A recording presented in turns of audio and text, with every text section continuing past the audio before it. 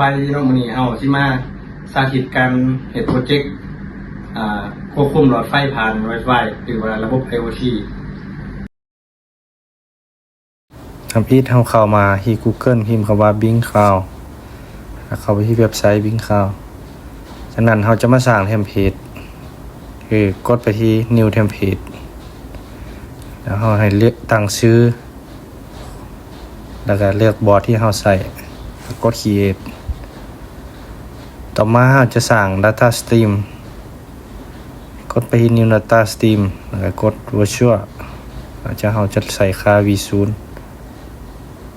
เป็น V0 จากนั้นเราจะสร้างเว็บ Dashboard คือสร้างสวิตช์ขึ้นมาแล้วเราจะกดค่า V0 ที่เราเลือกแล้วกด Save จากนั้นเราก็จะมาgenerate template ID template name แล้วก็ template token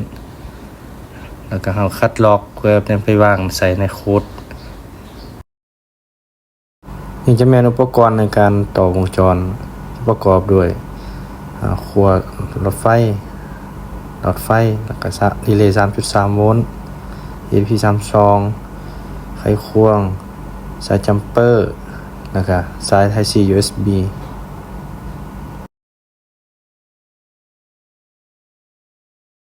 เราจะเชื่อมต่อดีเลย์ใส่เข้ากับดอกไฟเพื่อง่ายต่อการต่อวงจร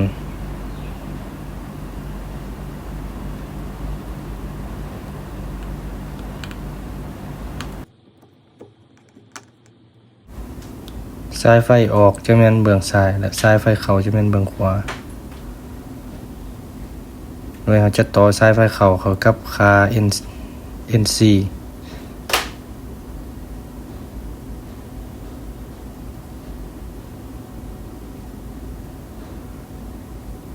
ส่วนเบื้องออกจะต่อเข้ากับคา NO ส่วนสายนิวตันเราจะต่อตรงเข้ากับหลอดไฟเลย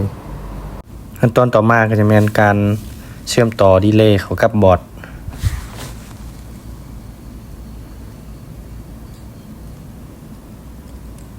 โดยเส้นสีแดงนี่เราจะเชื่อมต่อค่า 3v3 เข้ากับค่า VCC ของดีเลย์ส่วนสายสีเหลืองนี่เราจะเชื่อมต่อบอร์ดก็คือค่า D13 เชื่อมต่อเข้ากับค่า Vin ของดีเลย์ส่วนค่า9เราจะเชื่อมต่อเข้ากับค่า9ของดีเลย์ต่อมาเราจะใส่สาย Type C USB เชื่อมต่อคอมกับบอร์ดเพื่ออัปโหลดข้อมูล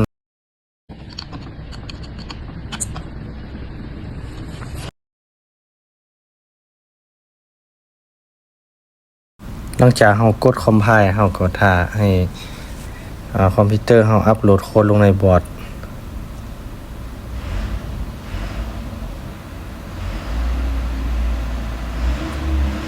โอเค